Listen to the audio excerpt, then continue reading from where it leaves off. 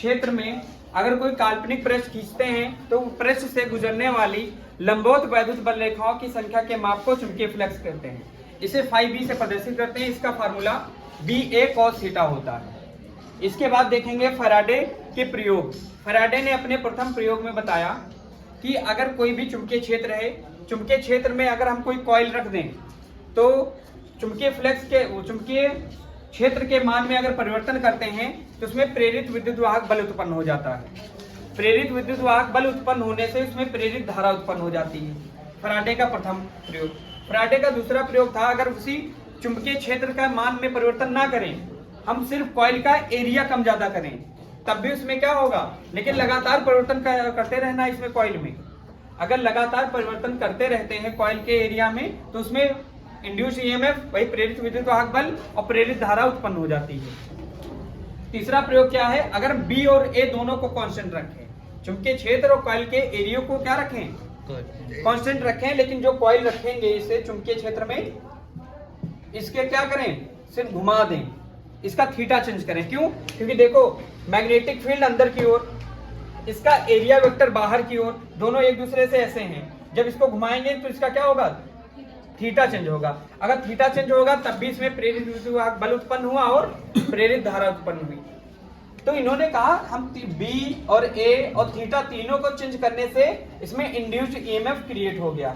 ठीक, तो इनका कहना हम तीनों को ना कह के सीधे कह दें कि फ्लक्स के मान में परिवर्तन कर दें, क्योंकि बी ए और थीटा फ्लक्स में आता है। तो इनका कहना है अगर फ्लक्स के चुंबकीय फ्लक्स के मान में परिवर्तन करते हैं तो कोई भी अगर कॉइल क्या है, क्लोज कॉइल है, याद रखना कॉइल बंद होनी चाहिए, तो उसमें प्रेरित विद्युत वाहक बल उत्पन्न हो जाता है और उसमें प्रेरित धारा का मान हो जाता है। अब क्या होगा, तो इसी पे आता है तो हेडिंग विद्युत चुंबकीय प्रेरण। अगर चुंबकीय क्षेत्र में कोई भी कॉइल रखी है, उसके चुंबकीय फ्लक्स के मान में परिवर्तन होता है तो उसमें प्रेरित विद्युत वाहक बल उत्पन्न हो जाता है। इस घटना को क्या कहते हैं, विद्युत चुंबकीय प्रेरण कहते हैं। इसी पे फैराडे के दो नियम हैं। फैराडे का प्रथम नियम है, यदि किसी परिपथ के परिबद्ध कुल चुंबकीय फ्लक्स के मान में परिवर्तन होता है तो उसमें प्रेरित विद्युत वाहक बल उत्पन्न हो जाता है। प्रेरित विद्युत वाहक बल तब तक ही उत्पन्न होता है जब तक कि चुंबकीय फ्लक्स के मान में परिवर्तन होता रहता है। ये फैराडे का प्रथम नियम है। फैराडे का द्वितीय नियम, फैराडे ने बताया कि जो ये प्रेरित विद्युत वाहक बल का मान है ये चुंबकीय फ्लक्स के दर के समानुपाती होता है, कि चुंबकीय फ्लक्स किस दर से घट रहा, किस दर से बढ़ रहा है। E is directly proportional to d phi upon dt। जितना फ्लक्स के मान में परिवर्तन होगा उतना ही ईएमएफ चेंज होगा। ठीक, ये इनका क्या था, दूसरा नियम। अभी तक ये देखा कि इसमें डायरेक्शन नहीं बताई धारा की, किस डायरेक्शन में धारा प्रवाहित होगी, खाली ये पता चला कि धारा उत्पन्न होती है, प्रेरित धारा। धारा की डायरेक्शन के लिए तीसरा नियम आया, कौन, लेंज का नियम। लेंज ने क्या बताया कि जो प्रेरित धारा होती है, प्रेरित विद्युत वाहक बल होता है, ये उसी कारक का विरोध करता है जिससे उत्पन्न होता है। जैसे इस चुंबकीय क्षेत्र के वजह से इसमें उत्पन्न हुई धारा अब इसी का विरोध करेगा ये। ठीक, तो लेंज का नियम क्या है कि प्रेरित धारा उसी कारक का विरोध करती है जिससे वह स्वयं उत्पन्न होती है। ये हो गया इंड्यूस्ड ईएमएफ। सेल्फ इंडक्शन बचा। सेल्फ इंडक्शन, अगर कोई कॉइल लें, देखो ये सोलेनोइड है, अगर कोई कॉइल लें, इसमें बैटरी से कनेक्ट करा दें, इसमें आई का मान, आई इसमें प्रवाहित की गई, तो हुआ क्या, अगर आई तुम्हारी कांस्टेंट है तो इसमें कुछ भी नहीं दिखा। अब क्या होगा, अगर कोई भी वायर में करंट प्रवाहित होती है तो इसके आसपास चुंबकीय क्षेत्र उत्पन्न हो जाता है। ये सब पीछे पड़ चुके हैं, तो इसके आसपास क्या होगा, एक मैग्नेटिक फील्ड होगा।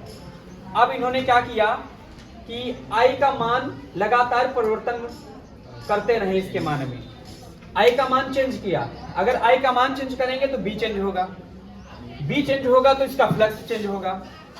फ्लक्स चेंज होने से फैराडे ने खुद बताया है, अगर फ्लक्स चेंज होगा तो प्रेरित विद्युत वाहक बल उत्पन्न होगा, अगर प्रेरित विद्युत वाहक बल उत्पन्न होगा तो उससे प्रेरित धारा उत्पन्न होगी। तो इसका मतलब ये तो आई इसमें बह ही रही है, तो इसमें एक और धारा उत्पन्न होगी जिसका नाम क्या हो गया, प्रेरित धारा, इंड्यूस्ड करंट इसके अंदर उत्पन्न होगी। फिर इसकी डायरेक्शन तो नहीं पता है हमको, इसमें जो एक और धारा उत्पन्न हुई है इसके स्वयं के मैग्नेटिक फील्ड की वजह से, कोई बाहर से चुंबकीय क्षेत्र नहीं लाया गया, इसका खुद का चुंबकीय क्षेत्र है। इसके खुद के चुंबकीय क्षेत्र के वजह से एक प्रेरित धारा उत्पन्न हो गई। इसे क्या कहते हैं? प्रेरित धारा कहते हैं। इसकी डायरेक्शन निकालने के लिए भी लेंज का नियम, फिर वही चीज, प्रेरित धारा उसी कारक का विरोध करेगी जिससे वह स्वयं उत्पन्न होगी। अब लेकिन वहां पे ऐसा नहीं है कि चुंबकीय क्षेत्र अंदर की ओर वो बाहर की ओर बनाएगा।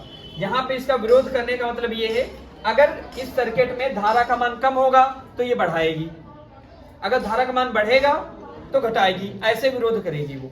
अगर धारा का मान इसमें क्या हो रहा है? इंक्रीज कर रहा है आई का मान, तो ये जो आई इंड्यूस्ड है ये डिक्रीज करेगी, इसको कहेगी तुम कम हो जाओ।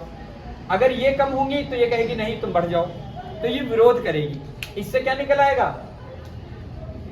प्रेरित धारा की डायरेक्शन, दिशा। तो ये जो इस घटना है, इसकी जो कॉइल है, इसकी वजह से स्वयं में इंड्यूस्ड करंट उत्पन्न हुई, इसको क्या कहते हैं? स्वप्रेरण या स्वप्रेरकत्व, सेल्फ इंडक्शन या सेल्फ इंडक्टेंस इसको बोलते हैं। धन्यवाद।